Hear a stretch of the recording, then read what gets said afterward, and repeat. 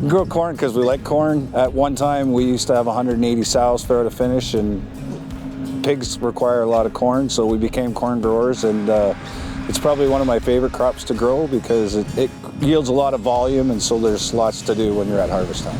Ideally, we try to get planting the first week of May. I think this year it was probably around the 8th of May that we started planting, and we try and get it wrapped up, you know, no later than the 20th of May if we can, but the faster the better.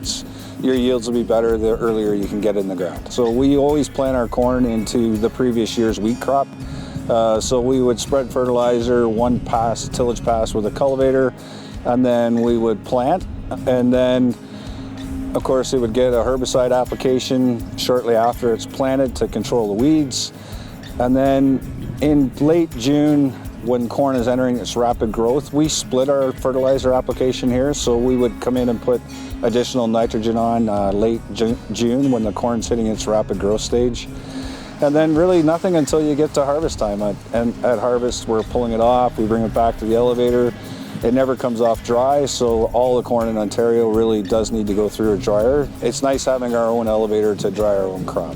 For the maturity of the corn that we grow, it has to get to what they call black layer before you get a killing frost. And in this part of the world, in the province, your first killing frost could be as early as the 10th of September. So if that corn hasn't reached black layer, then it's going to be really wet, so the quality will be very poor. Mostly our limiting factor here is water, and it's either too much water or not enough water. There is, though, new diseases that are coming in. Tar spot is a disease that's entered the corn crop in southwestern Ontario. It's just been found now in Peterborough County. That's going to be a fungal disease that we're going to have to manage in this crop continually from here on out going forward. If it's not controlled with a fungicide, then your yield reduction can be more than half. Mostly the genetic resistance that's bred right into the corn plant today is what we're using to control those pests. There is seed applied insecticides that go on to protect the seed till it gets rooted and starts to grow, and then from there we're relying on the genetic traits that are bred right into the plant itself.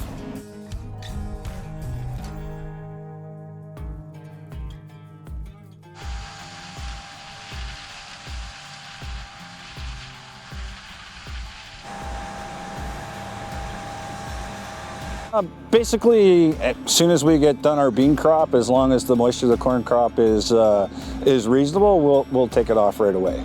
It's a lot nicer combining corn in this weather than it is with a foot of snow on the ground. The corn stubble will be left just like that to reduce erosion, to reduce soil moving off the farm. It also helps to hold snow on there, which improves our water reserves for next year's crop, and we'll plant directly into that corn stubble next spring with our beans.